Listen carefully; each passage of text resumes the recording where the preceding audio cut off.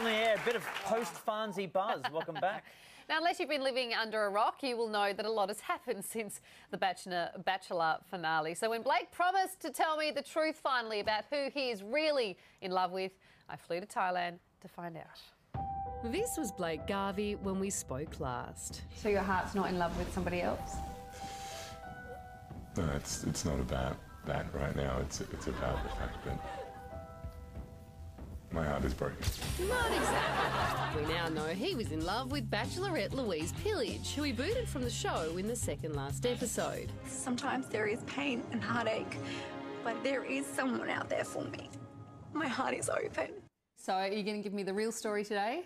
I'm going to give you as much as I can, and I've always tried to, but at least fortunately this time I won't be a bit hand-tied.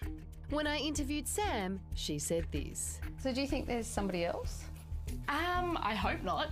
I really hope not. I don't know. I think that's a question for Blake, but yeah, that would make it 1,000 times worse. But Blake has a different version of events. I'd been requested by Sam not to mention anything about Louise, and being respectful to Sam's wishes and also the whole situation, I was doing just that. So when we spoke, Sam knew about Louise? She knew I had feelings for Louise.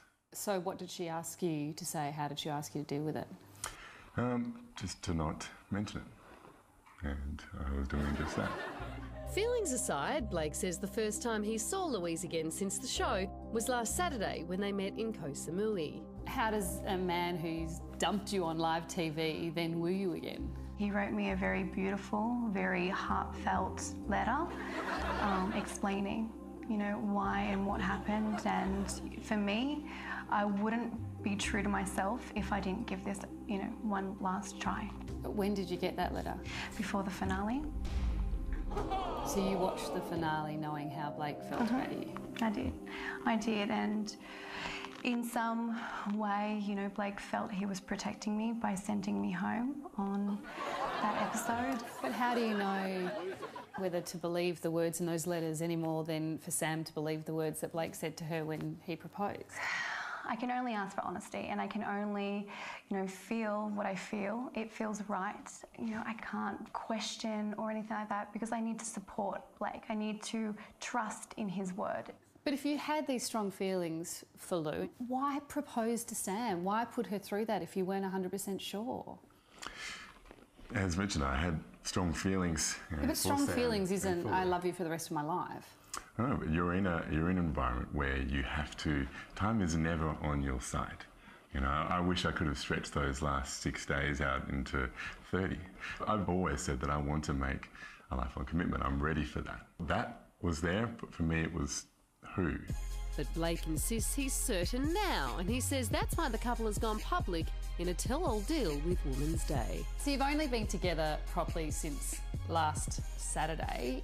You're now confessing your love for each other. Are you again rushing into this too soon? I don't think this is about as well paced as it's been over the last 6 months. What was there when the show ended didn't die away. If anything, it's grown. So we know that we'd like to move forward. But we can't do that in a normal, quiet way, really, without announcing it first. Okay, so how was it for you watching that interview a few weeks ago and the reaction that followed? Look, it was difficult, and especially for me, because I'm just trying to be respectful in that, and I've adhered to Sam's wishes, and I'm trying to be mindful of Lou, and there's only so much I can do or say. And when you insert a laugh track behind every one of those aspects, then what can I do? You don't insert a laugh track. That's people's natural reaction to what you had to say. There were people that did think that what you were saying was disingenuous. I've had my heart broken for that. You know, I've said goodbye to many, many incredible women, all of them now. And it's going to take time to heal. You have to admit there's something comical about saying it's heartbreaking saying goodbye to 30 women. Sure. And things get cut back and forth, and look, all I can do is be genuine, and I've been upfront, and I would have liked to have been a bit more upfront with the public, but my priority there was to fulfil Sam's wishes. How was it for you finding out about Blake's past, seeing, you know, the pictures of him as a stripper and things like that? Was that hard? Well, that came out like 6 months ago. But, you know, that's his past. And he wasn't a stripper. He wasn't anything like that. But at the same time, I can only take Blake on how he treats me. And he's always been respectful, kind and caring towards me. So he's been my protector. So what's the plan now? I mean, you live in 2 different states. Yeah. How's this going to work? Well, I'll be moving to Perth. So, you know, I want to be with Blake, and I know that his business is over there, and I'm happy to make that journey and that commitment to Blake over in Perth. There is a real love story here. There's a beautiful love story here. And I came into the whole experience looking for love, and I've been so blessed to be able to find that. And I'd like to celebrate that respectfully, but I would like to move forward with that now. So none of the girls are pregnant with Blake's baby? Not that I know of. No one is pregnant. Carrie, no one is pregnant.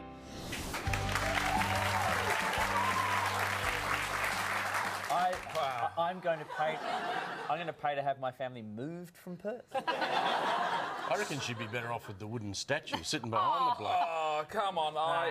Hey. But yeah, he is the dirty street pie. I should point out that, again tonight, that is our studio audience. No, I had to correct him. There was no laugh track inserted. But No, you know. when we played the highlights of the last show, our audience tonight were laughing over that one. There was like 2 separate laughing going. So, happy ending in Thailand, I see. Like, is that no.